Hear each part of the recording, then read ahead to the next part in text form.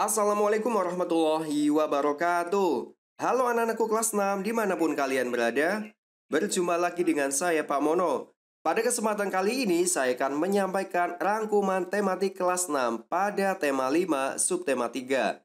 Yang akan kita pelajari adalah PPKN tentang keberagaman ekonomi, Bahasa Indonesia tentang mengisi formulir, IPA tentang magnet dan cara membuat magnet, IPS tentang Masyarakat Ekonomi ASEAN, dan SPDP tentang buklet dan kemasan produk. Sebelum kita mulai, jangan lupa berdoa dulu ya. Oke, yang pertama kita akan belajar IPA yaitu mengenal medan magnet. Medan magnet adalah daerah atau wilayah yang dipengaruhi oleh gaya magnet. Medan magnet tidak dapat kita lihat, tetapi dapat digambarkan. Bisa kalian lihat pada gambarnya di sebelah kanan. Medan magnet terkuat terletak pada kutub magnet, baik kutub utara ataupun kutub selatan. Kemudian ada 3 cara membuat magnet. Yang pertama adalah dengan menggosokkan magnet pada sebuah logam seperti besi ataupun baja. Yang kedua adalah dengan cara induksi magnet atau mendekatkan magnet dengan benda logam seperti besi dan baja. Dan yang ketiga adalah elektromagnetik, yaitu mengaliri logam dengan arus listrik. Oke, berikut adalah penjelasan cara membuat magnet dengan cara gosokan. Jadi, menggosokkan magnet pada sebuah logam ya, seperti besi ataupun baja dengan cara satu arah ya, dalam waktu tertentu. Misalnya kita menggosokkan magnet kutub utara, kita gosokkan dengan daerah A sampai dengan daerah B secara searah. Hasilnya adalah pada ujung logam A menjadi kutub utara, kemudian pada ujung logam B menjadi kutub selatan. Yang kedua adalah cara membuat magnet dengan induksi. Jadi, induksi ini adalah mendekatkan sebuah magnet dengan logam seperti besi ataupun baja. Maka logam tersebut lama-kelamaan akan menjadi magnet. Pada gambar di samping, kutub selatan magnet didekatkan dengan ujung batang besi. Maka, ujung batang besi yang dekat dengan kutub selatan menjadi kutub utara. Sedangkan pada ujung batang besi yang terdapat paku menjadi kutub selatan. Yang ketiga adalah cara membuat magnet dengan elektromagnetik atau mengaliri arus listrik. Caranya adalah jika sebatang logam seperti besi ataupun baja dililiti dengan kawat listrik atau kabel listrik ya. Kemudian kawat listrik atau kabel listrik tersebut dihubungkan dengan listrik atau diberi arus listrik. Maka batang logam tersebut menjadi magnet. Lebih detail, kalian bisa lihat gambarnya di sebelah kanan. Apabila logam tersebut diputus aliran arus listriknya, maka batang besi tersebut tidak menjadi magnet lagi. Oke, berikut ini adalah sifat besi dan baja apabila dibuat magnet. Besi apabila dibuat magnet bersifat sementara ya. Nah, kemudian kalau baja, jika dibuat magnet, akan bersifat permanen atau menjadi magnet tetap. Berikutnya kita masuk pada pelajaran bahasa Indonesia tentang formulir pengiriman barang. Pada formulir pengiriman barang berisi identitas penerima dan identitas pengirim. Identitas atau data penerima dan pengirim biasanya berisi seperti nama lengkap, alamat penerima secara lengkap seperti RT, RW, kemudian nama desa, nama jalan, nomor rumah, kota, provinsi, kode pos, kemudian nomor HP. Berikut ini adalah contoh formulir pengiriman barang dalam negeri. Bisa kalian buka buku paketnya pada tema 5 subtema 3. Jadi formulir tersebut hanya merupakan salah satu contoh formulir pengiriman barang. Jadi setiap lembaga atau perusahaan dapat membuat formulir dengan data dan format yang berbeda.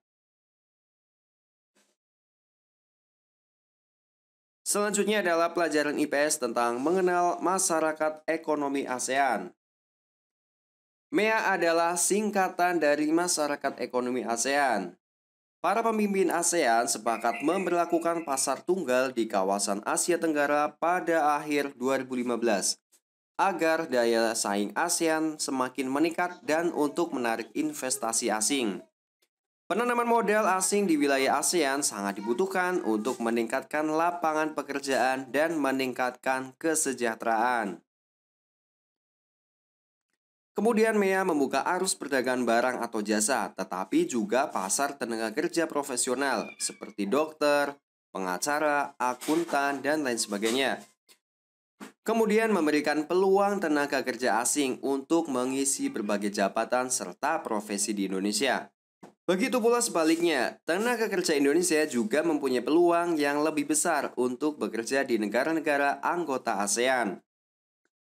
Nah, keuntungan MEA bagi Indonesia dan negara-negara ASEAN adalah menciptakan jutaan lapangan kerja yang baru yang dapat meningkatkan kesejahteraan 600 juta orang yang hidup di Asia Tenggara.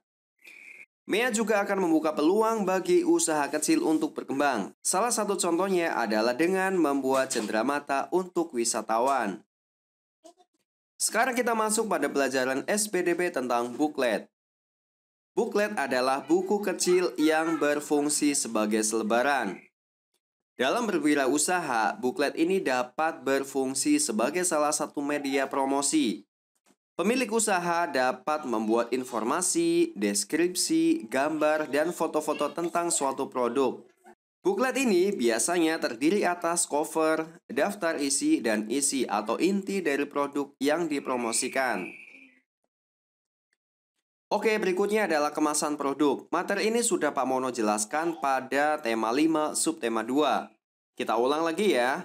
Kemasan produk adalah kemasan yang melindungi barang atau mempermudah barang untuk dibawa atau kemasan yang dapat menarik perhatian masyarakat sebagai konsumen. Fungsi dari kemasan produk diantaranya adalah untuk melindungi dan mengawetkan produk